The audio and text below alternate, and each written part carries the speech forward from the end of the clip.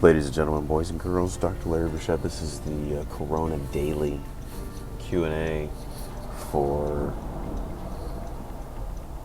Monday, March 30th, 2020.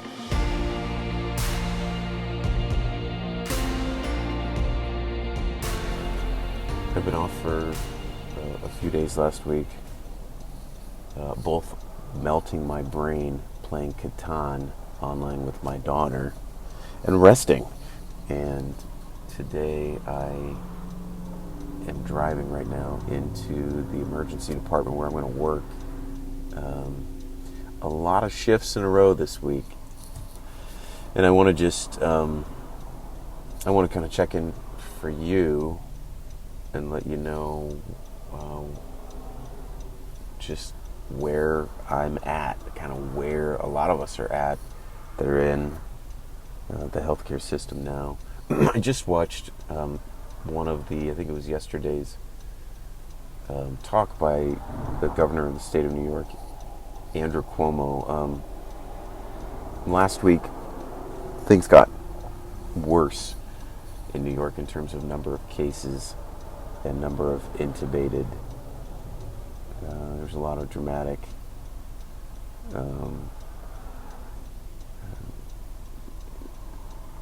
stories in the media, kind of increasing the stress and putting people on edge as Manhattan,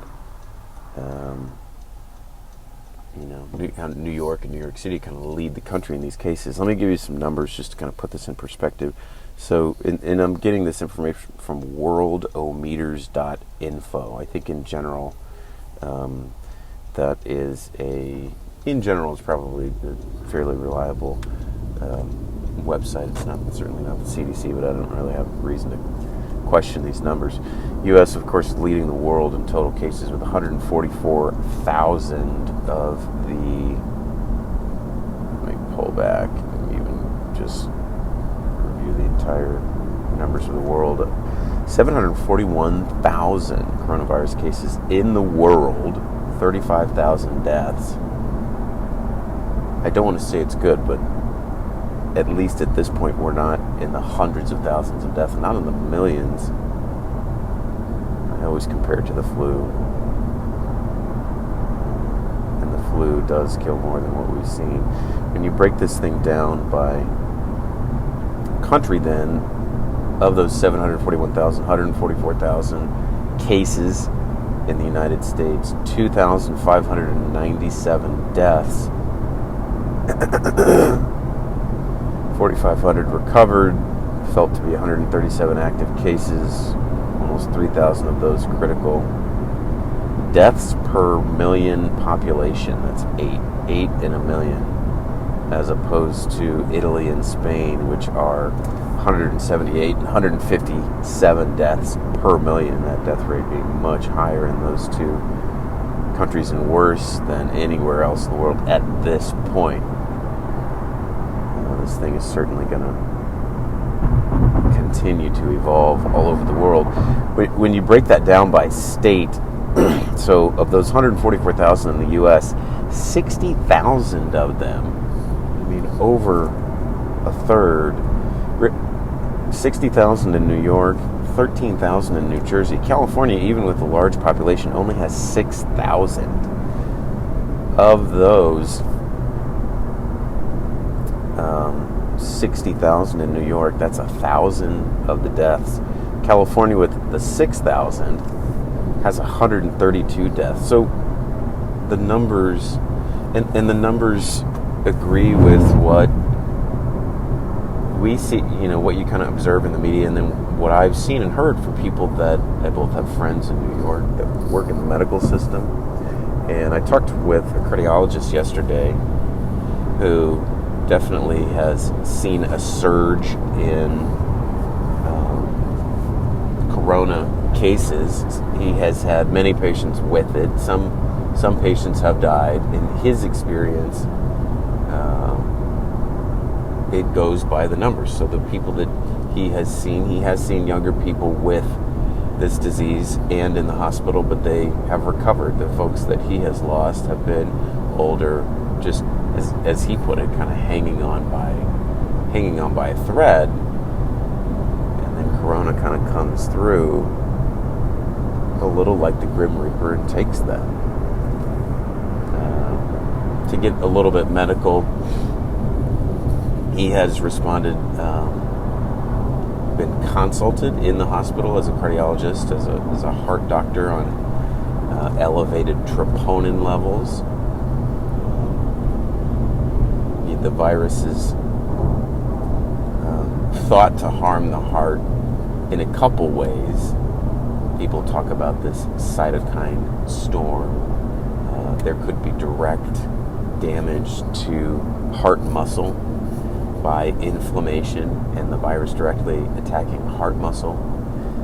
It potentially can lead to heart failure, where the heart, we've got lung failure, which is your oxygen level, which is normally, what does the lung do? Transfers oxygen, brings oxygen into the blood, gets carbon dioxide out. When you have lung failure, with respiratory failure, the lungs aren't doing that anymore. Same way, what does the heart do? The heart pumps blood throughout the body. And so the virus also, not only can it cause respiratory failure where you have problems with your oxygen level where that's low, but then also it can cause forms of heart failure where the heart isn't pumping adequately. So he sees a lot of consults for a blood test that we use when diagnosing heart attacks called troponin. It's an enzyme of heart cells that when you detect it in the blood, it's because heart cells have died because they have ruptured and released this enzyme into the blood, which we can detect in very, very small amounts. So he goes around evaluating the patients, and it doesn't look like coronavirus causes blockages in your arteries. That's not what's happening. It can cause your body to have a systemic response to infection that's called sepsis, and the heart cannot get enough blood that it needs to meet its normal needs, and then heart tissue suffers and that troponin cell goes up.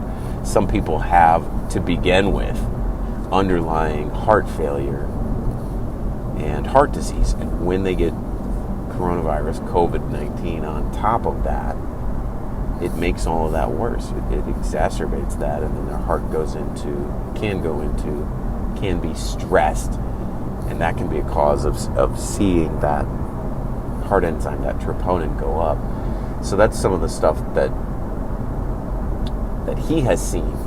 And so I'm headed into the ER right now after kind of hearing of this stuff in New York, and it's not coronavirus. You look at the numbers attest that right now, 6,000 in California, 60,000 in New York. That state has 10 times the cases that we do in California. I'm headed to work, and I'm living vicariously through my brothers and sisters in New York who are really in the thick of it there. I thought about New York Presbyterian Hospital. I have friends that have sent, they're looking for volunteers. And I filled out the application last week. It's like, I think a lot of us want to be a part of this and want to serve and do our parts. And for those of us that are in medical, yeah, my part is in California, but when there's such a need in New York, it's hard not to want to jump on a plane and go there and help out. You have these ideas of saving the day, but I know that it ain't that. It's tough. It's digging in. It's getting into those trenches. I want to be there doing that.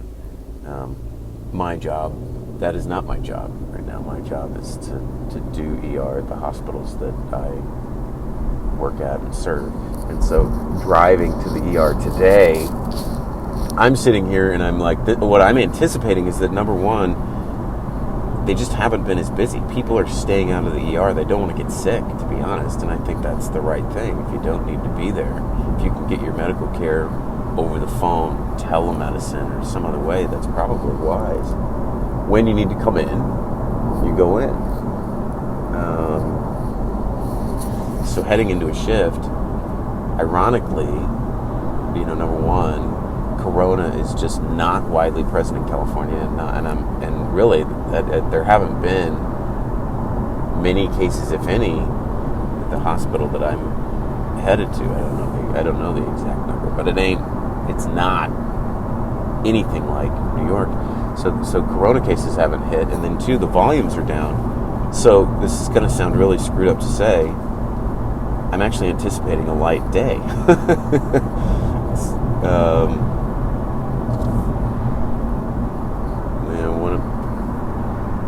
I would trade it to be in the mix, but that's what we have here.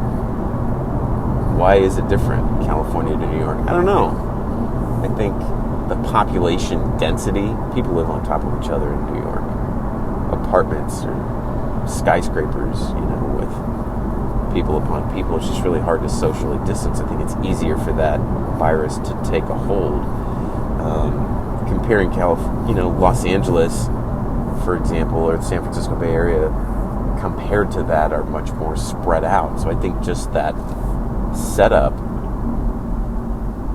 delays the virus. I am hopeful that the numbers won't be as bad, but I'm not holding my breath planning on that. It's kind of anticipating that we're going to still go through it. Some of the folks, friends that I've talked to have kind of felt, well, we've done a couple weeks of social distancing. We don't see too much. We want to go back to work. I wouldn't do that. I think, especially in California or these places where the virus has not. I mean, New York, they're 2 weeks at a time. Cuomo's like, we're going to do this for 2 more weeks, and then we're going to see. I like that approach. I don't think now is the time to back off of it. Certainly not for the places that haven't been hit. I think most experts anticipate maybe it won't be as bad as New York. They haven't even peaked yet. Cuomo was talking about how listen to the Cuomo thing. You don't have to listen to me.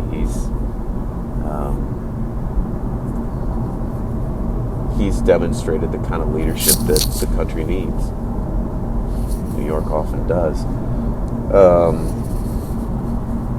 He's talking about that the case numbers are still doubling, but instead of doubling every 2 days, every 3 days, it's spaced out to every 6 days. Yeah, it's still going up, but the decreasing rate of doubling is spreading out, which,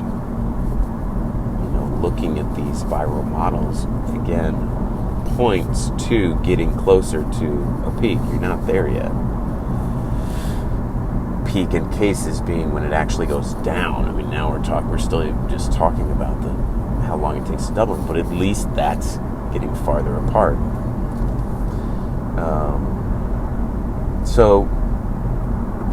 So I'm headed to work, and this is the scenario where I'm wishing I was more in the mix and in the action. Maybe that will change. Maybe in a week or two, some of the other interesting things that I've talked about. I don't work in a big metropolitan hospital. I work in rural, smaller hospitals with 8 beds in the ER. I do work in some that have 20 and 40 beds and 8, but it's typically smaller hospitals that only are able to really only take care of usually 10 people in the hospital. Maybe they have 40 beds. ICU could be 6. Usually when we get... So what we're worrying about is a couple things. One, in one community that I work in, there is a lot of... It's a little bit of an elderly community. There's a lot of nursing homes. It's a good town with decent nursing homes. And so a lot of folks retire here, and personally, where we could get into trouble is this coronavirus starts making its way through nursing homes, which is an older population with a lot of medical history, and it would be very easy to fill the hospital with critically ill older folks on ventilators and run out of space there. I think that's a big concern for some of these smaller towns that may not be in the big metropolitan mix, but still have stuff to worry about. Another big concern, again, for small town medicine folks is normally if we get a heart attack, for example, and somebody has a blocked artery and needs a stent placed, we don't do that at our hospitals. That's a specialized service that takes skills and training in a cardiologist and a cath lab. We don't put in stents. We don't have the ability to do that. It's not possible. So we send people to hospitals 45 minutes away to get it done. Happens pretty smoothly for heart attacks, for example. But what happens if Corona has filled those beds? What happens if the trauma center that we normally transfer to for a critical car accident where somebody has bleeding in their belly or their chest or needs emergent surgery that we can't do at the hospital, but they're full because of Corona and they're not accepting patients in their own diversion? That's a real big dilemma. I'm just thinking about, what are we going to do with heart attacks? What are we going to do with trauma? What are we going to do with all of these things that need what we call higher level of care, that need specialists that we don't have? What are we going to do if Corona has filled up those beds in the city, but then us in smaller, more rural areas? That's going to be a dilemma. One interesting thing, normally it's a one-way street. And what I mean by that is most of the time, 99% of the time, we're transferring patients from the smaller hospitals to the bigger hospitals that have more patients. But in this case, this might actually be, if there's a patient that's stable, that's just on a ventilator and is kind of stuck there from Corona, there could be a situation where the big city hospitals are full and they're transferring patients to ICUs in small towns where we're managing them on the ventilators. Switching, it's a little bit of a role reversal, where normally we're transferring to them, but there could be a scenario where they transfer to us.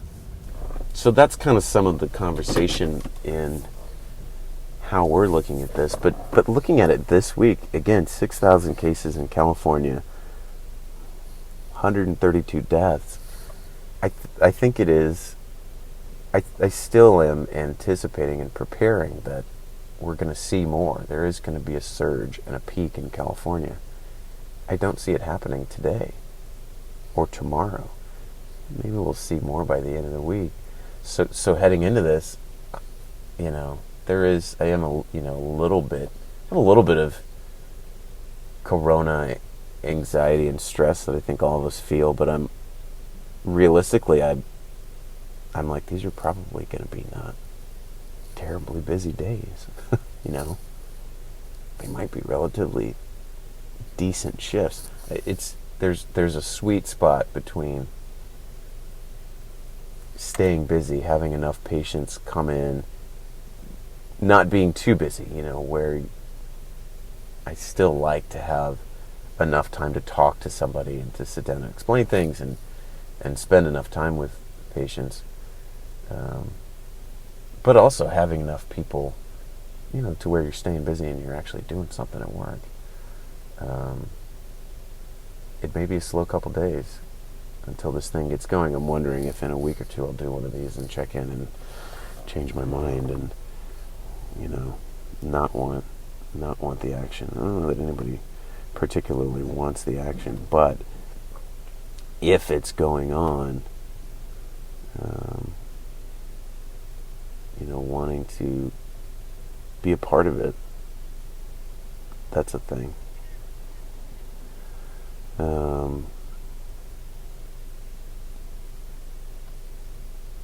Fauci talked about looking at current data and predicting maybe that there potentially could be 100 to 200,000 deaths. And that's, looking at current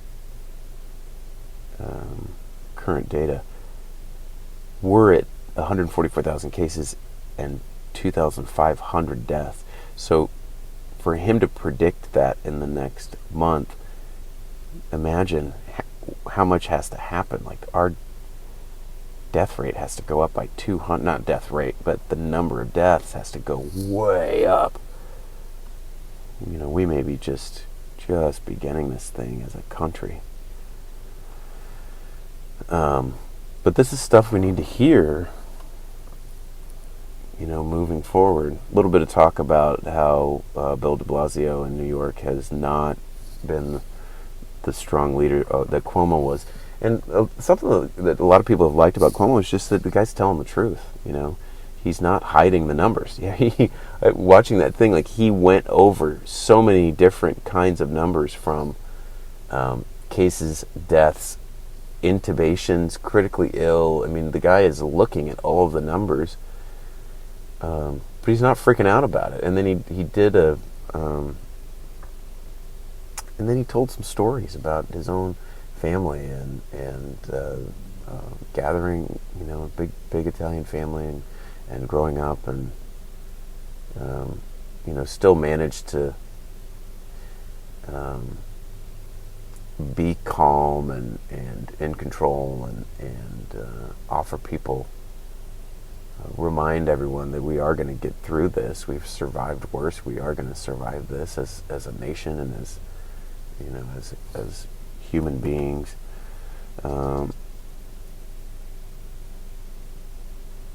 It was it's good. I would say he's a worthwhile guy to check in with.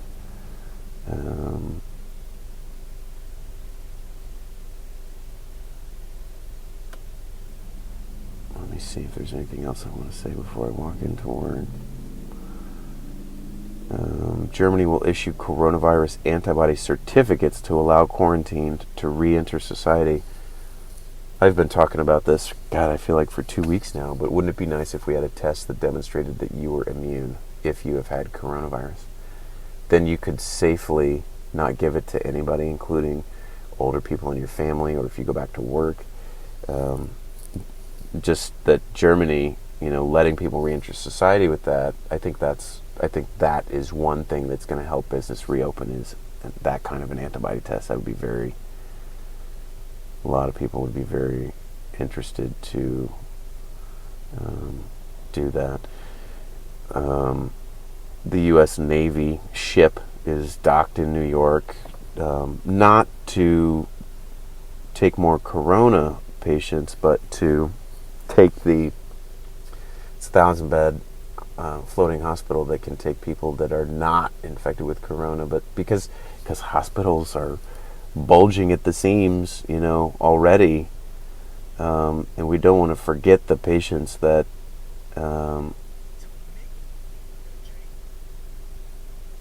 you can't just get distracted.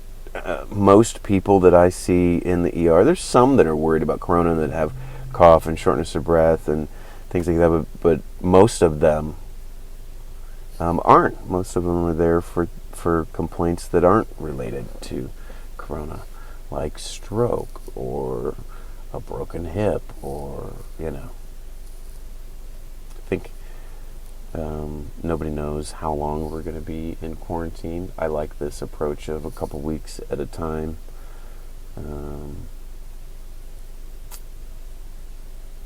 So I think that's probably where we're at today.